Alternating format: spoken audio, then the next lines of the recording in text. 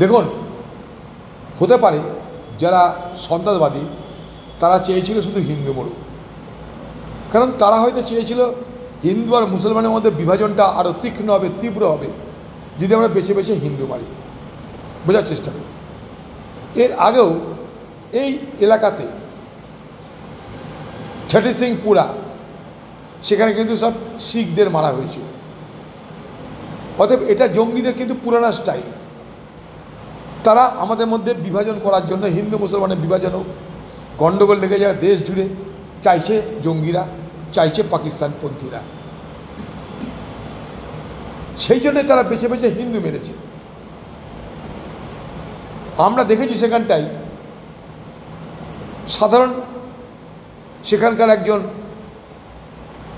খচ্চরের মালিক, খচ্চর মানে একটা ঘোড়া টাইপের একটা পনি যাকে বলে, টাট্টুওয়ালা যাকে বলে, সে প্রতিবাদ করতে গিয়ে তাদের হাত থেকে আমাদের দেশের পর্যটকদের বাঁচাতে গিয়ে তাকেও গুলি করে দেওয়া হয়েছে।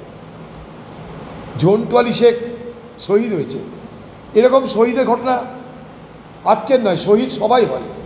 কখনো শিখ হচ্ছে, কখনো মুসলমান হচ্ছে, কখনো হিন্দু হচ্ছে।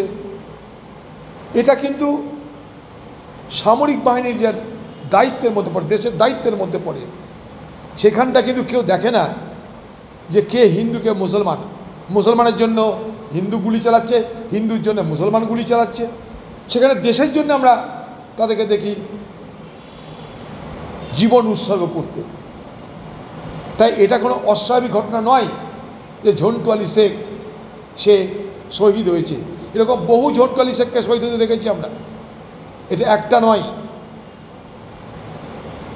কিন্তু এমন একটা সময় ঘটনাটা ঘটলে, মারাটা গেল, শহীদ হলো ঝন্টু আলী শেখ, যখন দেশ জুড়ে হিন্দু মেরেছে, হিন্দু মেরেছে, হিন্দু মেরেছে আলোচনা চলছে। তার মধ্যে একজন মুসলমান সামরিক বাহিনীর সদস্য, সে তার জীবন উৎসর্গ করে প্রমাণ করল যে জঙ্গিরা কী বলছে জানি না, আমরা সবাই মিলে লড়ছি দেশের জন্য।